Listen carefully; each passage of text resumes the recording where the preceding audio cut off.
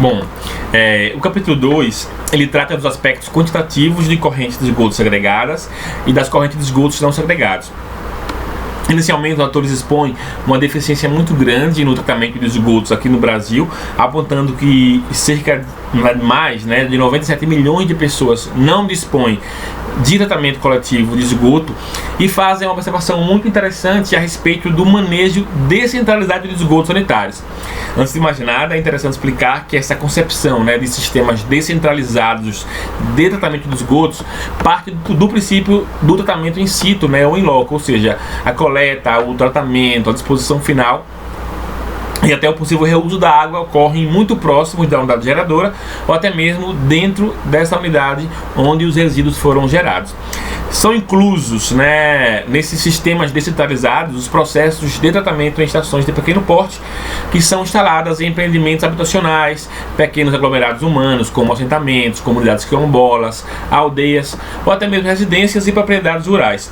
São importantes componentes da infraestrutura de saneamento porque quando são bem projetados, instalados e operados, essas unidades elas ajudam na promoção de melhorias nas condições de saúde pública e insalubridade ambiental. Na formulação dos processos de tratamento de esgotos, os termos in situ e descentralizados são muitas vezes confundidos e não diferenciados. Todos são entendidos de forma coerente como uma oposição aos sistemas centralizados, que são aqueles que utilizam grandes sistemas de coleta para tratamentos de grandes volumes de água em um único ponto, geralmente distantes das unidades geradoras. Agora eu vou falar sobre os principais medidores de vazão de esgoto. Esses medidores eles são diferenciados principalmente pelo tipo de regime de escoamento a que os condutos eles são submetidos, e eu vou falar basicamente de dois tipos de medidores que são os usados nos condutos livres, sendo eles os vertentes e, melhor dizendo, os vertedores e as calhas. Os vertedores são estruturas hidráulicas muito utilizadas nas medições e em condutos livres, como eu já falei, porque eles são muito simples e apresentam um custo muito acessível de implantação. Eles são classificados de acordo com alguns critérios, e os mais usuais dizem respeito à forma, podendo ser retangulares, triangulares ou trapezoidais, a soleira, que pode ser espessa ou delgada, e a condição de aproximação do fluido, contração lateral com uma ou duas contrações. Nós temos também medidores de calha, que são construídos em plástico reforçado com fibra de vidro e são bastante utilizados na medição de vazão de esgoto. Nós temos como exemplo os medidores partial, também chamados de calha partial. São diversas aplicações atuais desse tipo de medidor, sendo atualmente bastante comuns em estações de tratamento, no controle da velocidade, nas caixas de areia e na medição da vazão em canais adutores. No campo de medição de vazão de esgoto, elas também são bastante delicadas porque não apresentam arestas vivas ou obstáculos à corrente líquida, o que proporciona, consequentemente, uma perda de carga muito, muito pequena. Os principais fatores considerados na escolha do medidor são fatores econômicos, incluindo aí os custos de implantação e manutenção, fatores ambientais, propriedade do fluido e principalmente o desempenho do medidor. Agora eu vou falar sobre os aspectos teóricos e normativos das correntes de esgoto não segregados, aqueles cujos resíduos não são separados. A geração de esgoto domésticos depende do consumo de água e abastecimento, que por sua vez está atrelado a hábitos cotidianos da população, Sendo assim, a vazão de esgoto ela varia ao longo do dia, da semana, do ano, É influenciada por questões sociais, econômicas e ambientais. No sistema de esgotamento sanitário, que recebe corrente de esgoto que não são separados, são identificados dois grandes arranjos tecnológicos, dois grupos, na verdade, de arranjos tecnológicos. O sistema de esgotamento unitário, ou sistema combinado, sendo aquele que recebe águas residuais domésticas e industriais, águas de filtração e águas pluviais, e o sistema separador absoluto, que recebe e transporta as águas residuais domésticas e industriais e de vez em quando as de filtração. Como o próprio nome já diz, a grande diferença para o sistema unitário é que o sistema separador absoluto, no sistema separador absoluto, as águas pluviais elas são drenadas em um sistema independente, são separados. Para classificar os esgotos que chegam à estação de tratamento, as vazões de esgoto sanitário são constituídas de até 3 contribuições diferentes, sendo ela as vazões estritamente domésticas, que constitui a maior parcela de contribuição e precisa de um tratamento mais adequado, né, por conta da complexidade da sua composição, porque contém um alto teor de material orgânico e micro-organismos patogênicos. Nós temos também as chamadas vazões concentradas, que são contribuições pontuais, geralmente são oriundas do setor industrial ou empresarial, né? Aqui é interessante comentar que também são consideradas vazões concentradas as vazões domésticas produzidas por edificações verticais ou horizontais, né? A exemplo de empreendimentos habitacionais que não possuem estações de tratamento próprias. Também incluímos aqui, né, nas concentradas, as contribuições de estações rodoviárias, dos aeroportos, shopping centers, espaços de lazer, né, que são grandes consumidores de água. E a terceira contribuição são as chamadas águas de filtração, né? Ao longo da rede de esgoto de um bairro, de uma cidade, ocorrem filtrações que são inevitáveis, geralmente são oriundas, né, de pequenas fissuras ou de rupturas nas tubulações, juntas, acessórios, enfim. Agora eu vou falar dos aspectos quantitativos de correntes de esgoto segregados, né, que são aquelas correntes de esgoto que são separados.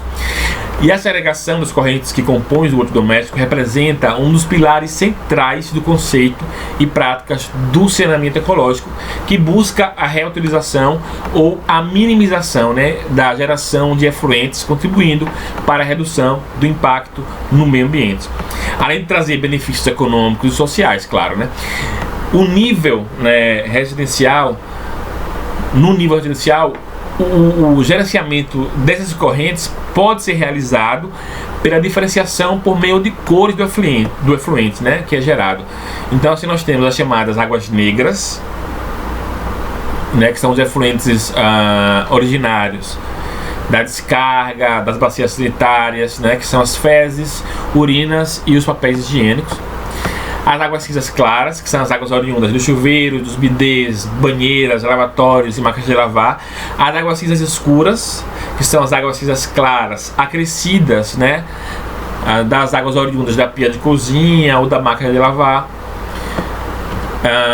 As águas amarelas, que são apenas a urina humana, que são separadas na fonte de geração, e as águas marrons, que são apenas fezes humanas devidamente separadas na fonte de geração. A geração de correntes segregadas dos esgotos domésticos é influenciada por fatores como hábitos de vida, faixa etária dos ocupantes, cultura, sazonalidade, renda dos indivíduos, entre outros. Esses aspectos, né, esses fatores, eles são decisivos para a definição da quantidade de água consumida em uma residência e, consequentemente, a produção das correntes que compõem o esgoto pode variar muito, mesmo quando se considera uma pequena área de atendimento. É conhecimento consolidado a existência de uma relação direta entre a renda e o consumo per capita de água. Ou seja, nas regiões onde a renda do indivíduo é maior, o custo de água também é superior ao valor médio verificado para a mesma região. No entanto, a gente não deve negligenciar outros aspectos importantes, como o tipo dos aparelhos sanitários, né, dos eletrodomésticos, a faixa etária da população da residência, do imóvel, né, entre outros.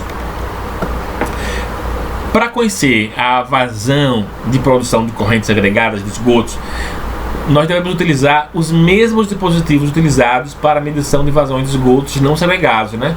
Como, por exemplo, a calha Paschel, né? Ou os vertedores, que eu já mencionei aqui quando falamos dos não segregados. Podemos ainda obter a vazão específica de cada um dos aparelhos sanitários, bem como a frequência e duração do seu uso, por meio da utilização de dispositivos que registram dados, da instalação de hidrômetros individuais nas várias correntes de água do imóvel, ou mesmo a simples aplicação de questionários. Nos projetos de saneamento voltados para recursos mais tradicionais, existem duas características básicas. Uma delas é a separação da urina, evitando que se misture com as fezes. E a separação na fonte da urina humana, para uso, ela é muito vantajosa, porque eliminar completamente a urina no esgoto representa uma diminuição de aproximadamente 90% da carga de nitrogênio e 50% da carga de fósforo dos esgotos. E isso acarreta uma redução dos custos para a remoção de nutrientes durante o tratamento e a diminuição dos riscos de ocorrência de um processo, de um fenômeno que chamamos de eutrofização dos cursos d'água.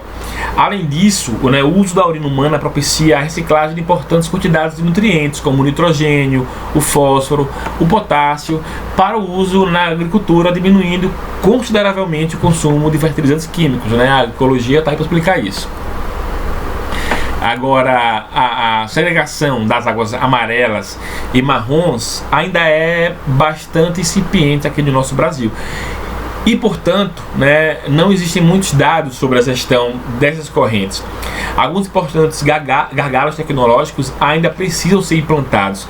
Nós não temos aqui no Brasil, por exemplo, fabricantes de mictórios femininos. A concepção arquitetônica das edificações verticais e horizontais não favorecem a segregação e coleta segregada dessas correntes.